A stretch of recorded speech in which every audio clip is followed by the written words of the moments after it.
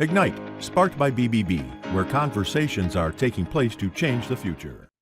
Hello, everybody. Welcome back to BBB Sharing. This is Joshua, and today I have Anthony. How are you? I'm doing pretty good, sir. Good. And what company are you with? So I'm the owner and operator of Drymaster Solutions. Okay. Put this a little closer to your mouth. Yeah. Okay. Everyone can hear you. You're good. Drymaster Solutions. Yes, sir. Drymaster Okay. Solutions. And what do you guys do? So I do cleaning, carpets, upholstery, tile and grout are the main. So couches, dining room chairs, carpets, kitchen tile, floor tile. Wow. How'd you get into this? That would be a discussion I would rather not go into. It was just, I had a few bad experiences when I retired from the military, Mhm. and we ended up buying a house, and I needed the carpets cleaned, so I called a few people. There they all gave me prices over the phone, and then as soon as they showed up, their prices immediately doubled. So at that point in time, I had told my wife, you know what, I already know how to clean carpets. I'll go over to Home Depot and rent me an extractor. So I went down there, rented an extractor, got all the chemicals, came back, cleaned up the carpet. And jokingly, I told my wife, I said, you know what, I'm just going to open up a carpet cleaning company and, I'm going to do them right. So about 6 months later, I was an operations manager over at Republic Services after I got out. Mhm. And my wife said, I thought you were going to open up a carpet cleaning company. So at that point in time, I was like, well, I guess my hands are tied. I'm opening up a carpet cleaning company. You get the app, you know. Yeah. If she said. So, it's one of those things. I mean, I think the biggest thing I can tell people, getting into any business whatsoever, you're either the best or you're the cheapest. There's no way around that. If you're the best, you got to buy the best chemicals, you got to have the best equipment, and you got to take your time because you got to have time for the chemicals to work. If you're the cheapest, you got to buy the cheapest chemicals, you got to buy the cheapest equipment, and you got to get in and out of the job.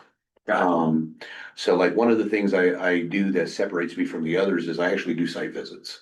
I don't do pricing over the phone. I like to actually go out, take a look at what I'm working with. One, see if I can work with it. Because, there's sometimes when you go into somebody's house and, you may look at something and say, it's time for you to replace it. But now, you get a lot of people who give a price over the phone and they're gonna go clean that carpet regardless. And my thing is no matter how much you pay for something, you want it to look its best. And I don't care if you're paying, $200 to get your carpets cleaned or you're paying $400 to get your carpets cleaned.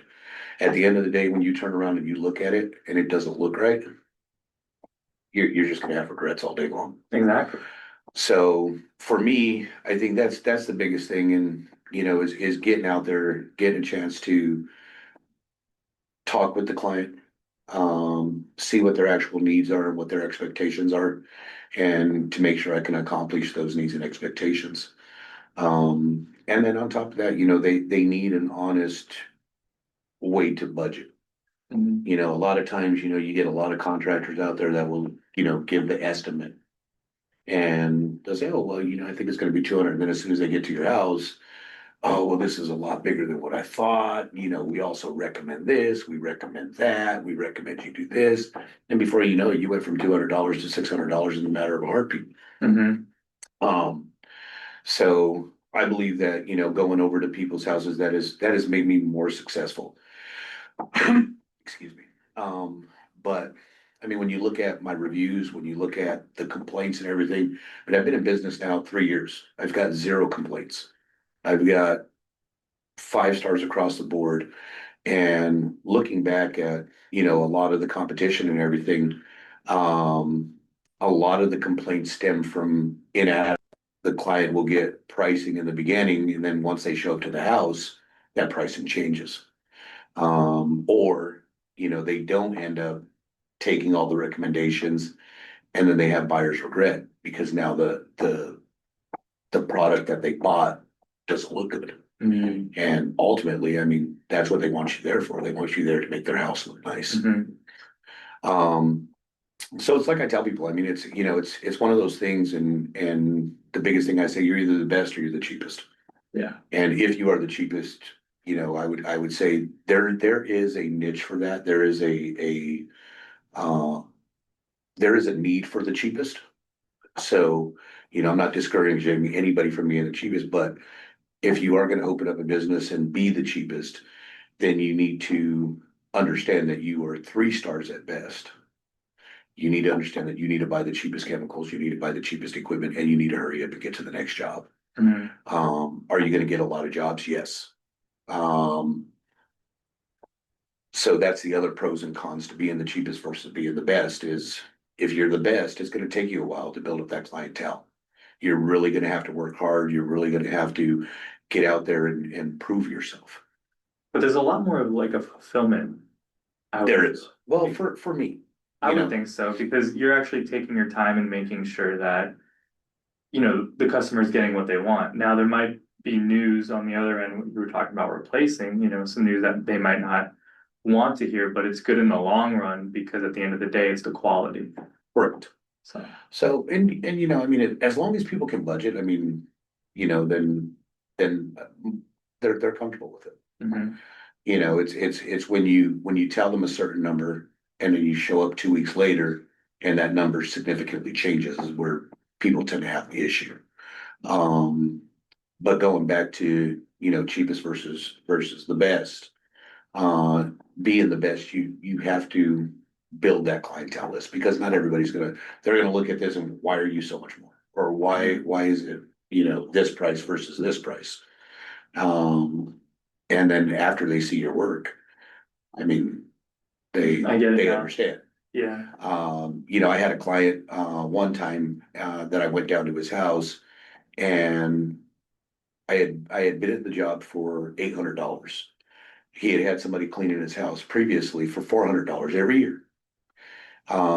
His big thing was, I'm gonna have to replace these carpets anyways. Like, I don't think so. I don't believe so. So he ended up having family coming over that weekend. He couldn't get the other guy in. So he ended up asking me just to do his main level and the stairwell coming up to the main level in the basement floor. So I ended up doing that for 400, which was half of the house. Mhm. As soon as I got there, he was still the same thing. I don't know why you're charging so much money, blah, blah, blah, blah, blah. And so I was like, no problem.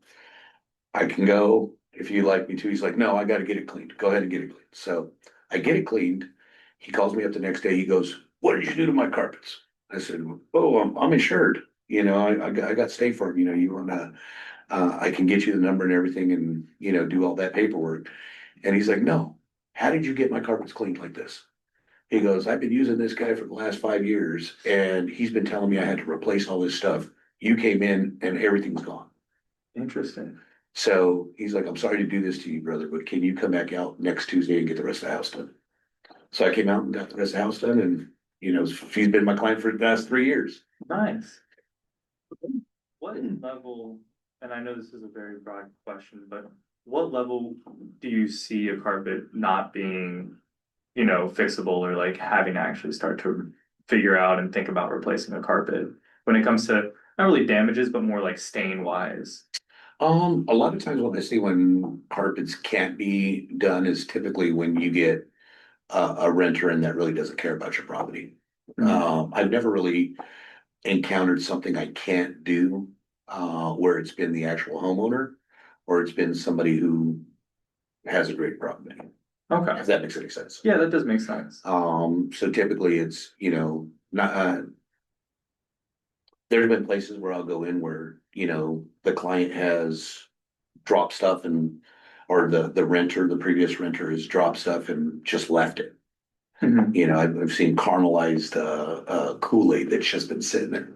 So, my thing is when I go in and I talk to the homeowner, I told the homeowner, I said, are you looking to, I said, for one, it's gonna be expensive for me to do this because I've got to do all the treatments and get all this sugar and everything else out of the carpets.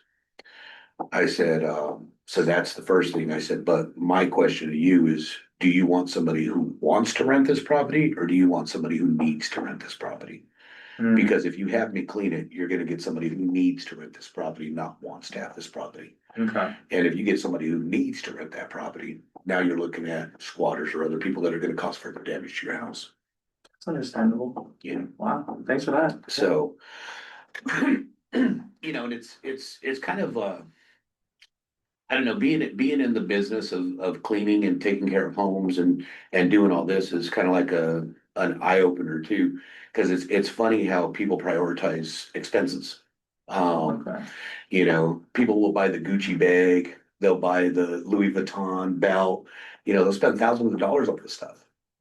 But the one thing that brings value, Mhm. they will hire the cheapest person, Yeah, you know? we've gotten very wrapped up in short term, just not acceptance, but just short term gratification Correct. very quickly. Well, it's just like buying a vehicle. We go after the Mercedes, we go after, the luxury cars. Hmm. As soon as you drive them off the lot, they lose 40% in value. Hmm. Your home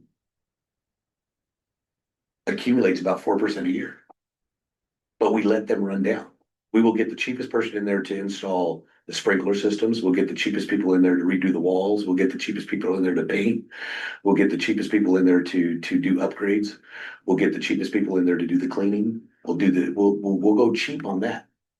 Very interesting thing about But it. it's the one thing that you could turn around, you could suck the equity out in 3 years from now and walk away. Yeah. I had a neighbor and he was talking to me about his house and he was looking at the basement and he said, "Oh man, they want to charge me $40,000 to get this basement redone." I said, "Man, you got 1,000 square foot basement here." I said, "Do you know the properties in this area are going for $211 a square foot?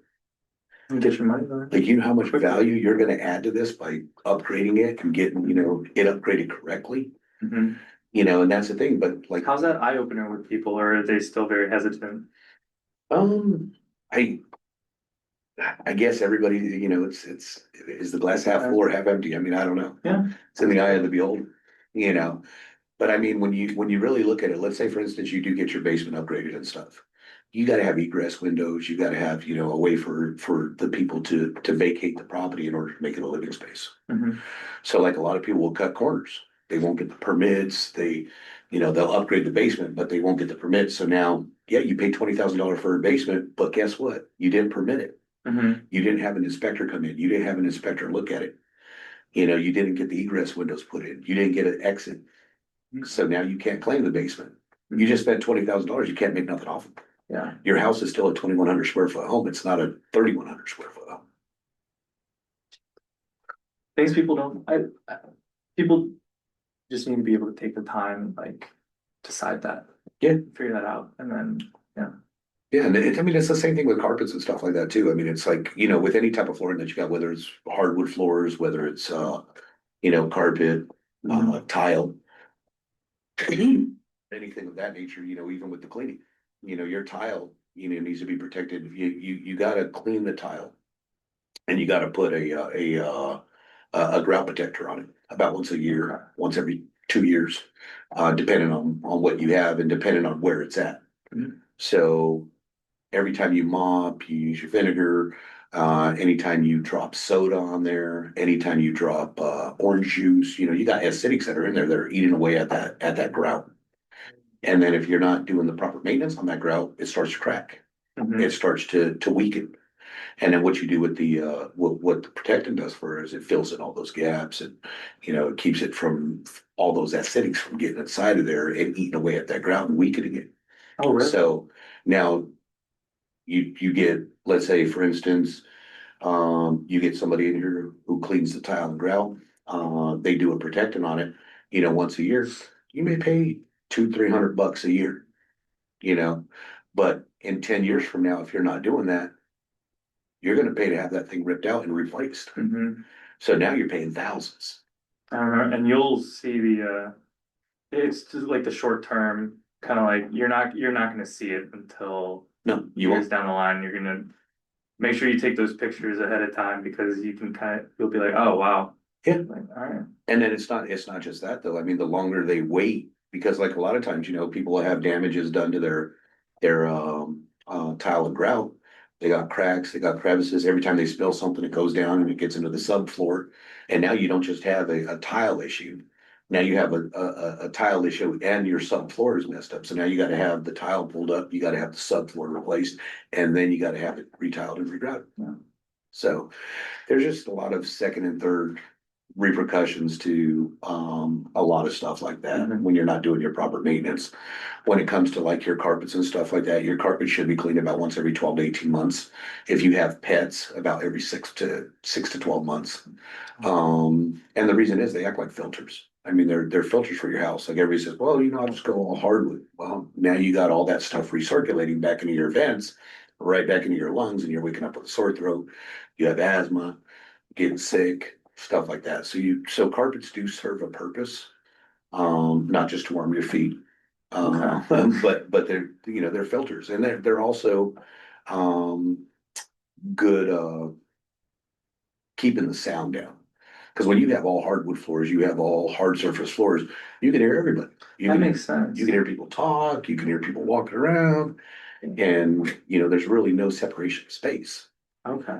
But when you have those carpets, they're kind of like a sound barrier, kind of like what you got in here. I'm a very big hardwood guy, because I'm able to maintain, I'm able to vacuum and do all that stuff, and noise really doesn't bother me, that well, which is good, but carpets, every time I think, or like I'm looking at houses and I see carpet floors, the first thing I think of is maintenance.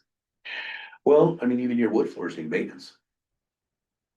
You can do the maintenance up front and do your hardwood floors, once every 2 years or so, have somebody actually come in and take off the patina from the chemicals that they're using on the floors, and keep it up to par. Or you can wait until it's been there for, 10, 15 years, and now you gotta have it resanded, restained and everything. And that's another, piece of the pie. Now you're paying $5,000 Okay. to get everything done. And do you do repair as well, or is it strictly cleaning? So I only do cleaning. Okay. Yeah, I stay away from the repairs. Okay. You specialize in one thing. I mean, you want to be the best at one The thing. best at one, yeah. You Not start adding averaging in a everything. bunch. Yeah. Understand. I think a lot of times when people start to add stuff, you have to take away value from somewhere. Okay. And how can people get in contact with you? So they can call me on my cell phone. You can look me up on Instagram, Better Business Bureau, obviously.